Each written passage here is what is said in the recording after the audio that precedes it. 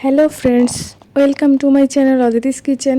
আজকে আমি তৈরি করে দেখাবো বাঙালিদের আরও একটি প্রিয় রান্না, ইলিশ মাছের মাথা দিয়ে পুঁই শাক। বাড়িতে ইলিশ এলে আমরা সরষে ইলিশ, ইলিশ পাতুরি, ইলিশ ভাপা এগুলো বানাই, আর মাথাটা রেখে দিই কচু শাক, পুঁই শাক এসব বানানোর জন্য। খুবই সহজ এবং সাধারণ একটি রেসিপি, কিন্তু গরম ভাতের সাথে খেতে হয় খুবই অসাধারণ। তো আমি রান্নাটি করার জন্য এখানে গরম তেলে দুটি শুকনো মরিচ, দুটি তেজপাতা আর দিয়েছি জিরে। এগুলো একটু ভেজেই এর মধ্যে দিয়েছি একটি ছোটো সাইজের পেঁয়াজটি একটু ভেজে এর মধ্যে দিয়েছি হাফ চামচ রসুন।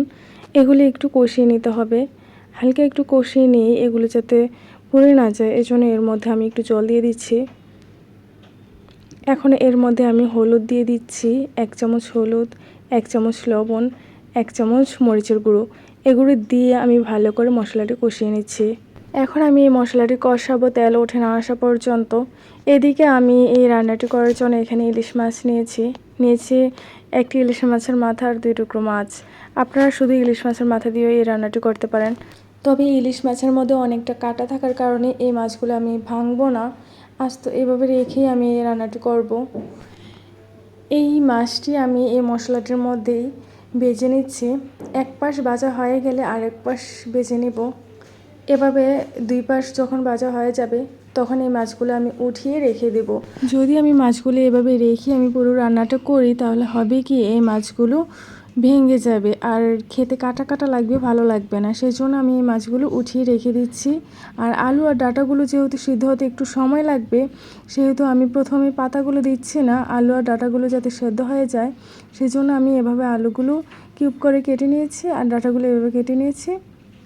এভাবে আমি এখন কষিয়ে নেব এগুলো এই মশলাগুলোর সাথে। এই আলুগুলো যাতে 50%-এর মতো সেদ্ধ হয়ে যায় অতটুকু পর্যন্ত কষাতে হবে। এভাবে ঢেকে চুলাটি মিডিয়াম আঁচে রেখেই এইগুলো কষাতে হবে, তাহলে আলুগুলো ভালো করে সেদ্ধ হয়ে যাবে, ডাঁটাগুলো ভালো করে সেদ্ধ হয়ে যাবে। এগুলো কষানো হয়ে গেলে এর মধ্যে আমি জল দিয়ে দিচ্ছি। জল দিয়ে এগুলো ফুটে না আসা পর্যন্ত রান্না করব। এগুলো আমি এখন ঢেকে দিচ্ছি। এই তো এই জলটি ফুটে আসলে এর মধ্যে আমি মাছগুলো দিয়ে দিচ্ছি। মাছগুলো ভালো করে সেদ্ধ হতে হবে, এই জন্য আমি মাছগুলো আগেই দিয়ে দিলাম। এগুলো আমি এখন 2 মিনিটের মতো রান্না করে নেব। আমি পুঁই শাকগুলোকে ভালো করে ধুয়ে এভাবে কেটে নিয়েছি। এবার পুঁই শাকগুলোকে আমি এই তরকারিটার মধ্যে দিয়ে দিচ্ছি। দিয়ে দিচ্ছি কয়েকটি কাঁচামরিচ দিয়ে আমি ভালো করে রেখে দিচ্ছি।